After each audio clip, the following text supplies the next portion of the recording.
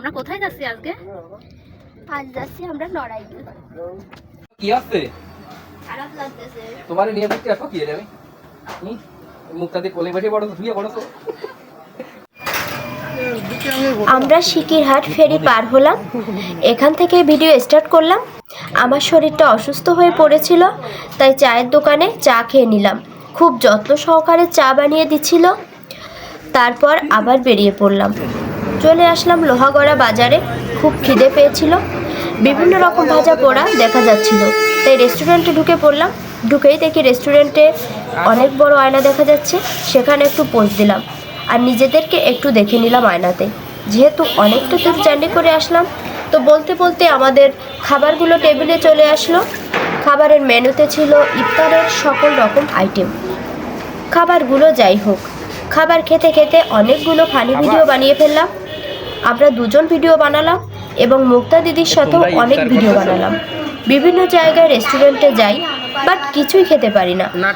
যাই হোক, সবাই মিলে একসঙ্গে সময় কাটানো, এতে অনেক আনন্দ। এখানকার পরিবেশটা ছিল অনেক সুন্দর। খাবার খেতে খেতে অনেক ভিডিও করলাম। আস্তে আস্তে সেগুলো আপনারা দেখতে পারবেন। এখানকার খাবারের মান খুবই ভালো ছিল। আপনারা নড়াইল লোহাগড়াতে আসলে এরকম সুন্দর সুন্দর রেস্টুরেন্টে খেতে পারবেন, এখানে বসে সময় কাটাতে পারবেন। সময় থাকলে বন্ধুদেরকে নিয়ে আমাদের মতো চলে আসতে পারেন। আমরা বাসা থেকে বেরিয়েছিলাম বিকেল তিনটার পর, এখন অলরেডি 6টা বেজে গেছে, সন্ধ্যা হয়ে গেছে। আজকের বিকেলবেলার ওয়েদারটা খুবই ভালো ছিল। নড়াইলে এই প্রথমবার আসলাম, ভাবিনি এত শীঘ্র আসবো। সব রাস্তাঘাট ও চারিপাশের পরিবেশ দেখতে দেখতে অনেকটা দূর চলে এসেছি। তাছাড়া এখানকার ঘন গাছপালা দেখে আমাদের ভালো লেগেছে। অনেক ফলের গাছ আছে এই শহরে। এই রেস্টুরেন্টে আমরা প্রায় আধা ঘন্টার মতো সময় কাটিয়েছিলাম। এত খাবার যে শেষই হচ্ছিল না। আর আমি তো ভালো খাবারগুলো আগেই খেয়ে নিচ্ছিলাম। কাজের ফাঁকে যদি এরকম একটা লং ট্যুর দেওয়া যায় তাহলে ভালোই লাগে, কারণ সবকিছু মিলাইয়াই আমাদের জীবনে অনেক ব্যস্ততা থাকবে, কিন্তু মাঝে মধ্যে সবকিছু ফেলে রেখে একটু এনজয় করা উচিত। বর তো যেখানে যায় সেখানেই আমাকে রাগিয়ে দেয়, আর ও মজা নিয়ে থাকে। এখান থেকে বেরিয়ে আমরা একটু সামান্য কেনাকাটা করলাম, যেহেতু সেখানে 3 দিন ব্যাপী দোল পূর্ণিমার অনুষ্ঠান।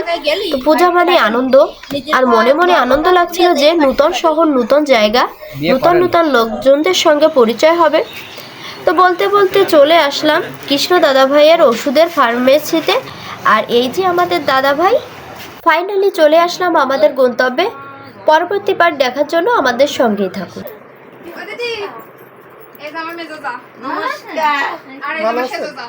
খুব দেখি না হয়